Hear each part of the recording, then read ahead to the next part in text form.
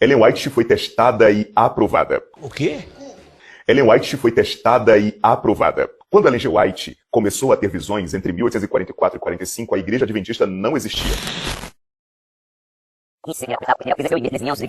Quando Ellen G. White começou a ter visões entre 1844 e 45... A narrativa oficial adventista sustenta que Ellen Gould Harmon, posteriormente White, teve sua primeira experiência visionária sobrenatural em dezembro de 1844, aproximadamente 2 meses após o grande desapontamento de 22 de outubro. Esta versão dos fatos estabelece-a como uma profetisa que emergiu após a crise milerita para guiar os fiéis remanescentes. Mas existe um problema grave com esta narrativa. Ela foi contradita por testemunhas oculares que estiveram presentes em seus transes muito antes dessa data. Isaac Wellcome, que viveu entre 1818 e 1895, não era um estranho ao movimento milerita. Ele foi um ministro do cristianismo do Advento, historiador extremamente respeitado, e um dos primeiros cronistas do movimento do Segundo Advento. Em 1874, publicou sua obra monumental, chamada The History of the Second Advent Message and Mission, Doctrine and People, a história das pessoas, da missão e da mensagem do Segundo Advento, a primeira história oficial abrangente do milerismo. Isaac Wellcome não apenas conheceu Ellen Harmon, ele a viu cair em transe pessoalmente com os próprios olhos e a pegou para evitar que batesse no chão, 2 vezes. Preste atenção no que ele tem antes do grande desapontamento. Foi prontamente aceito por alguns e logo confirmado a eles e outros por visões de uma Ellen Harmon, que viajava de cidade em cidade, onde ela era estranhamente exercitada em corpo e mente, geralmente falando em reuniões e cultos, até que a sua força física se esgotasse, e então caindo ao chão, a menos que alguém sentado perto a pegasse. Lembramo-nos de pegá-la 2 vezes para evitar que caísse no chão, permanecendo um tempo considerável em estado mesmérico, e depois, talvez não até outra reunião, ela relatava as maravilhas que alegava lhe terem sido mostradas em espírito.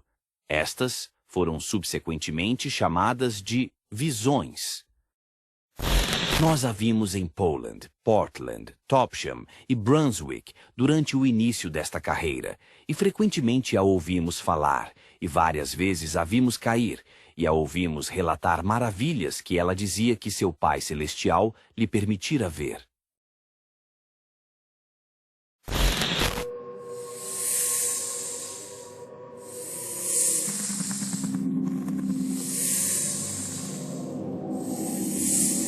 A afirmação de que Ellen Harmon só começou a ter experiências visionárias após o grande desapontamento de outubro de 1844 é refutada não apenas por testemunhas críticas externas, ela é refutada pela própria literatura oficial adventista.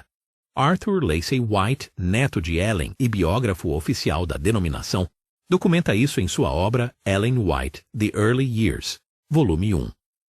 Publicado em 1985, o livro relata que Ellen teve 2 significant dreams, ou seja, 2 sonhos significativos, ainda em 1842. Isso foi 2 anos completos antes do grande desapontamento. A própria Ellen White confirma o fato no livro Dons Espirituais, volume 2, capítulo 3.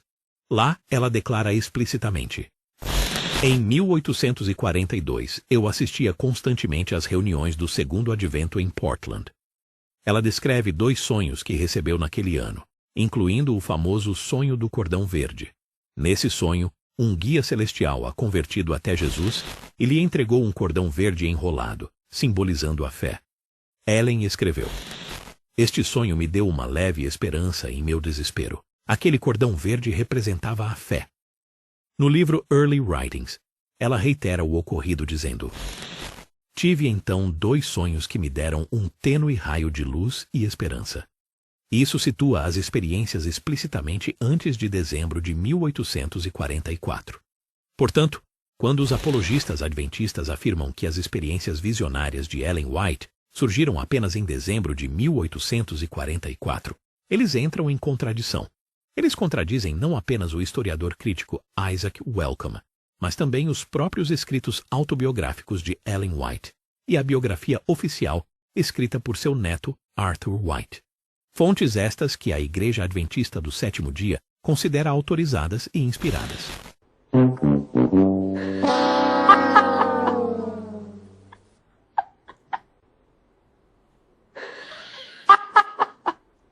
Não existia estrutura, denominação, conselho, nada. Não existia estrutura, denominação, conselho, nada.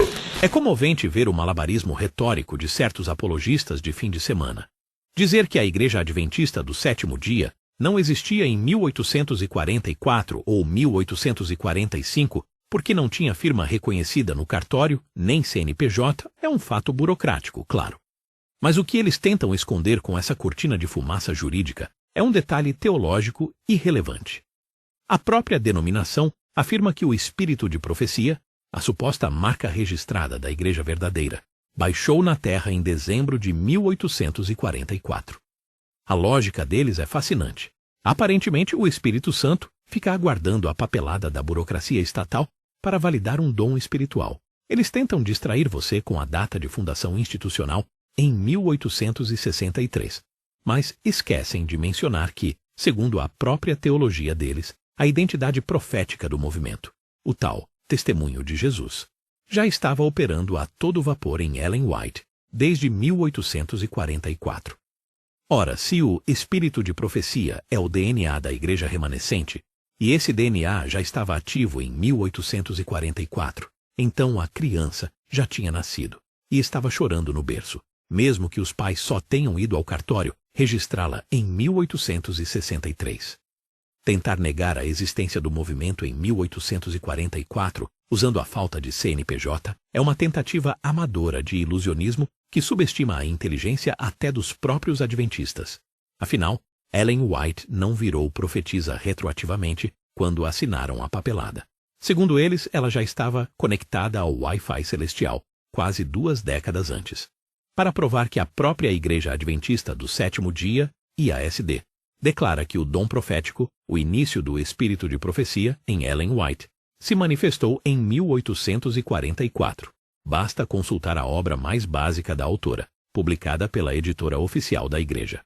Em dezembro de 1844, Ellen recebeu sua primeira visão, a respeito das viagens do povo do Advento para a Cidade de Deus. O Senhor a chamou para um ministério, que duraria toda a sua vida, de ser sua mensageira. Centro de Pesquisas. Ellen J. White, Pioneiros da IESD. centralwhite.org.br. Portanto, a Igreja afirma categoricamente que o dom profético estava ativo em 1844.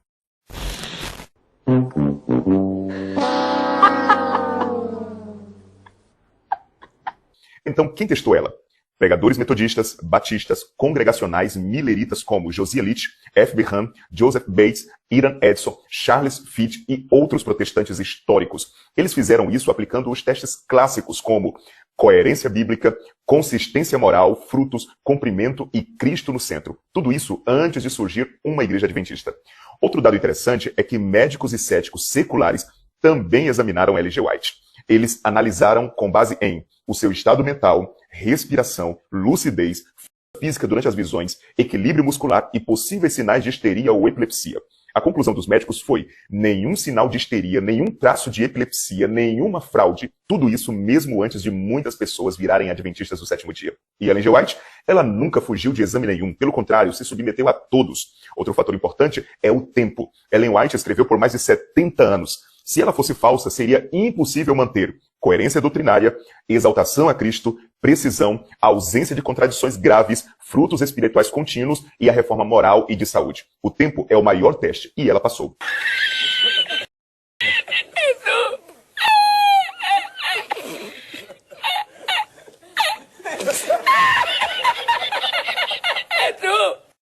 Ela era uma fanática maravilhosa e médium de transe, como supunham aqueles que não estavam sob sua influência. Ellen estava tendo o que era chamado de visões. Eu me familiarizei com James White e Ellen Harmon no início de 1845. Naquela época, um fanatismo selvagem. As visões da Sra. White contradizem a Bíblia, contradizem a si mesmas e contradizem os fatos. Quando comecei a ter suspeitas sobre as visões, achei a pressão tão forte que temi expressá-las, ou mesmo admiti-las para mim mesmo. Todos diziam que tais dúvidas eram do diabo. Cada planta que meu Pai Celestial não plantou será arrancada. As visões de Ellen White não são de Deus. Ellen White não tinha nada que outros não pudessem ter, exceto por suas doenças nervosas. Os fenômenos físicos de suas visões são consistentes com um diagnóstico de epilepsia, do lobo temporal parcial complexa. Você está sem dúvida certo em atribuir as chamadas visões da Sra. Ellen White à doença. Tive a oportunidade de observar seu caso bastante, cobrindo um considerável período de anos, o que, com um conhecimento completo de sua história desde o início, não me deu chance de duvidar que seus ataques divinos eram simplesmente transes histéricos. A própria idade quase a curou. Kellogg poderia ter destruído Ellen White e exposto abertamente sua fraude. Ellen era culpada de atos ilegais, atos imorais, mentira, engano e fraude, junto com alguma patologia psicológica grave.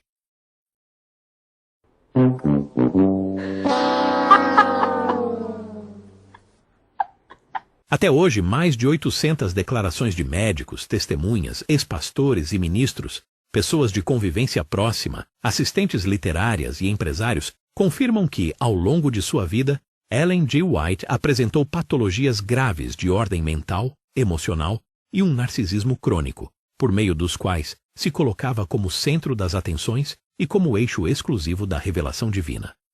Além disso, Ellen White afirmou que não havia mais salvação para os crentes, baseando-se em visões supostamente vindas de Deus sobre a doutrina da porta fechada.